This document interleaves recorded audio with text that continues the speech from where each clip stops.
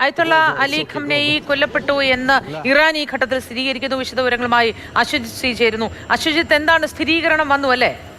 മോദി, ഒരുപക്ഷെ നമ്മൾ അല്പം മുമ്പ് പറഞ്ഞതിന് ഏതാണ്ട് മിനിറ്റുകൾക്കകം തന്നെ ആ വാർത്ത, ലോകം ചോദിച്ച ആ വാർത്തയിൽ ഒരു സ്ഥിരീകരണം വന്നിരിക്കുന്നു. ഇറാന്റെ ഔദ്യോഗികമായ സ്റ്റേറ്റ് TV തന്നെ അതിലൊരു സ്ഥിരീകരണം തന്നിരിക്കുന്നു എന്നുള്ളതാണ് ഈ മണിക്കൂറിലെ ഏറ്റവും സുപ്രധാനമായ വാർത്ത.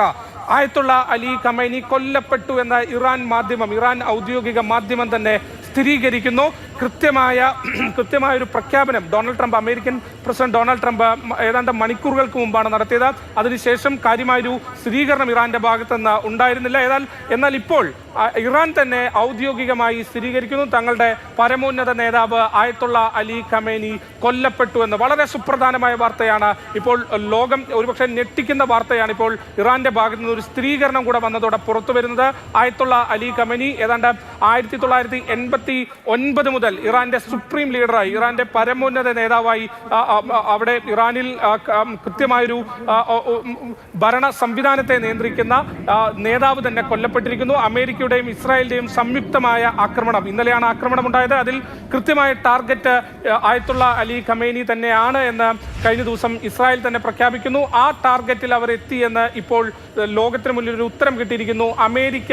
അമേരിക്കയുടെ സ്ഥിരീകരണം ഇപ്പോൾ, അല്ലെങ്കിൽ ഖമൈനി കൊല്ലപ്പെട്ടു എന്ന അമേരിക്കയുടെ പ്രഖ്യാപനം ഇപ്പോൾ ഇറാൻ തന്നെ സ്ഥിരീകരിച്ചിരിക്കുന്നതാണ് ഏറ്റവും ഒടുവിൽ പുറത്തു വരുന്നത്. അയത്തുള്ള അലി ഖമൈനി കൊല്ലപ്പെട്ടാൽ തുടർന്ന് ഇറാൻ ഏത് തരത്തിലായിരിക്കും ഇനി അങ്ങോട്ട് പെരുമാറുക എന്ന കാര്യത്തിലാണ് നമുക്കൊക്കെ ആശങ്ക.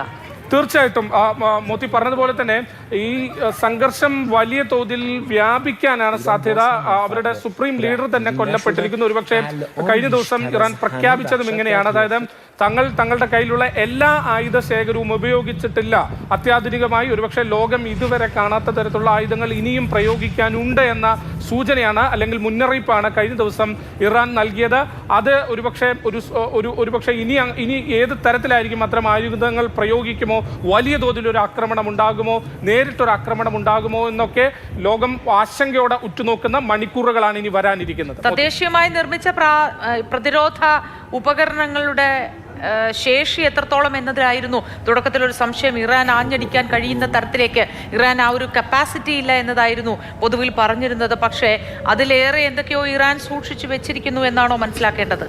അങ്ങനെയാണ് അവർ അവകാശപ്പെടുന്നത്. ഇനി ഒരുപക്ഷെ ലോകം ഇതുവരെ കാണാത്ത തരത്തിലുള്ള ആയുധങ്ങളുമായി തങ്ങൾ അറ്റാക്ക് ചെയ്യുമെന്നതാണ് കഴിഞ്ഞ ദിവസം ഇറാൻ അവകാശപ്പെട്ടതും. ഏതായാലും അവരുടെ പരമോന്നത നേതാവ് കൂടെ കൊല്ലപ്പെട്ടു എന്ന വാർത്ത വരുമ്പോൾ നമ്മൾ ലോകം ആശങ്കയോടെയാണ് ഇനിയുള്ള മണിക്കൂറുകൾ ഉറ്റുനോക്കുന്നത്. വലിയ ആശങ്ക അത് നമ്മുടെ മറ്റ് രാജ്യങ്ങളിലുള്ള ഇന്ത്യക്കാർ, ഈ മേഖലകളിലൊക്കെ പ്രവാസികളായുള്ള ഇന്ത്യക്കാർക്കും ഏറെ ആശങ്കയുണ്ടാക്കുന്നു. അവരെ ഓർത്ത് നാട്ടിലിരിക്കുന്നവർക്കും ആശങ്കയുണ്ടാക്കുന്ന ഒരു സംഭവം തന്നെയാണ്. ഇറാന്റെ പരമോന്നത നേതാവ് ആയിട്ടുള്ള അലി ഖമൈനി കൊല്ലപ്പെട്ടിരിക്കുന്നു. അത് ഇറാൻ തന്നെ സ്ഥിരീകരിക്കുന്ന ഒരു കാര്യം ആണ്. ഇറാൻ തന്നെ ഈ നിമിഷം സ്ഥിരീകരിക്കുകയാണ്. അത് നേരത്തെ ഡൊണാൾഡ് ട്രംപും തുടർന്ന് ബെഞ്ചമിൻ നെതന്യാഹുവും ഇക്കാര്യങ്ങൾ പറഞ്ഞുവെങ്കിലും സ്ഥിരീകരണം ഇറാൻ തന്നെ ഇപ്പോൾ പുറത്തുവിട്ടിരിക്കുകയാണ്.